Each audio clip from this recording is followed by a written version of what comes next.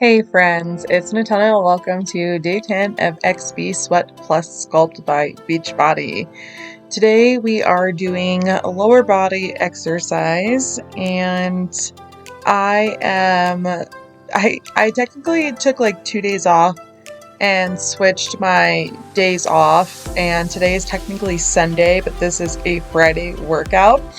So tomorrow will be Monday for me, and I will be starting week 3, the last and final week of this workout program. So that means that I am that much closer to having to get serious when it comes to actually doing my workouts. I was looking over a few different programs today, and one of the things I came across was XB stretching. So I decided that I could do the 30-day stretching program. It's good for me. My knee has been feeling tight and kind of wanting to lock up on me. So it's important that I take the time and that I stretch out my body and I do what needs to get done.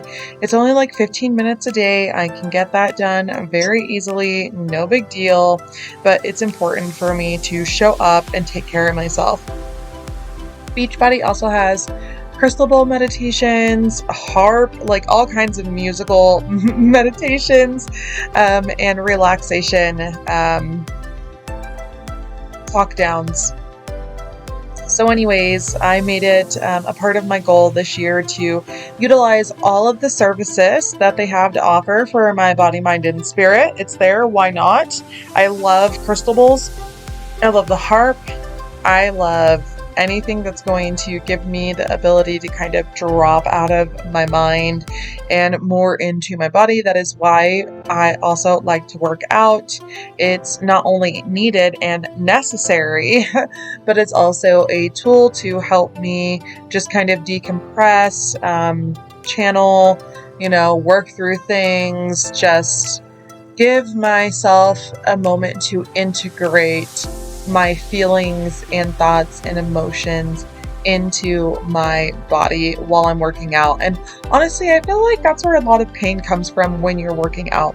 It's not so much the exercise itself, it's the emotional reaction to the exercise of the pain, and I know not everybody struggles with that, but it's definitely something that has deterred me for a very long time. And it's also something I've questioned a lot in myself. Why is it so easy for me to be okay with torturing myself mentally pretty much, but not physically when I physically really need it? And I've injured myself a numerous amounts of times because of not having the muscular support and structure that I needed. Even when I was at my smallest weight, I still wasn't like fully muscles turned on and fully supported or anything like that. I didn't have the most amazing endurance or cardio or anything. And that is my goal moving forward this year, is to provide myself with the best life possible by becoming the strongest me, the most flexible me,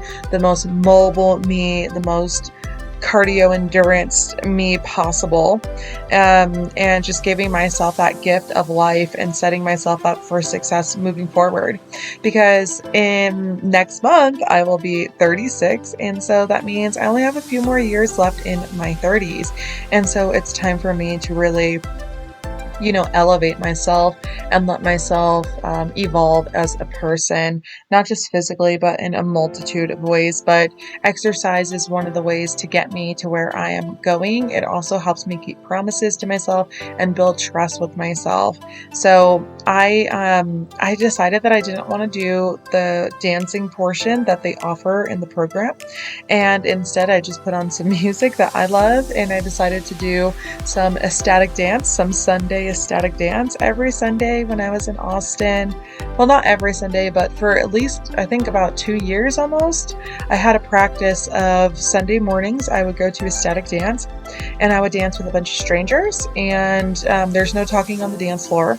So it's really nice because you get to socialize without socializing, and there's an altar, and you could go and do energy work, just cry, or you could connect and find a way to still socialize without talking. And it's just a fun way of interacting and moving your body and expressing yourself and letting the music move through you. If you've never experienced a ecstatic dance class, I would highly encourage you to do so because they are so worth it, in my opinion. My ecstatic dance was really cool too because we had wristbands. So if you really didn't want anybody to interact with you, you could put on a wristband, and that meant that people needed to just leave you alone and let you have your space until you took off your wristband. And then that's a sign that says, I'm welcome for you to mingle around me and to, communicate your needs to me. I have had like one not enjoyable interaction while I was at a static dance, and it was because we weren't able to communicate very well, and I was learning how to assert my boundaries better, and the thing I could have done better was just walked away instead of like catering to somebody else's needs and wants and desires in that moment because it didn't align with mine. And that is also what aesthetic dance is there for, is for a practice of boundaries and consent and expressing those in a safe place. So it can get a little interesting sometimes when you go to events like that, or if you go to like circling events or authentic relating events. Like, these are events that are designed to open you up, get you emotional, get you, authentic and vulnerable. And that's not always the most comfortable place to be when you are struggling, but it is also very much needed to be seen by your tribe of people and supported and in a safe place to do so, and find ways to provide yourself with what it is that you really need, and that could be healthy connection. So anyways, guys, thanks for hanging out with me. Thanks for working out with me. I'm so excited to start week 3 tomorrow. And I hope you guys have a lovely day. Bye.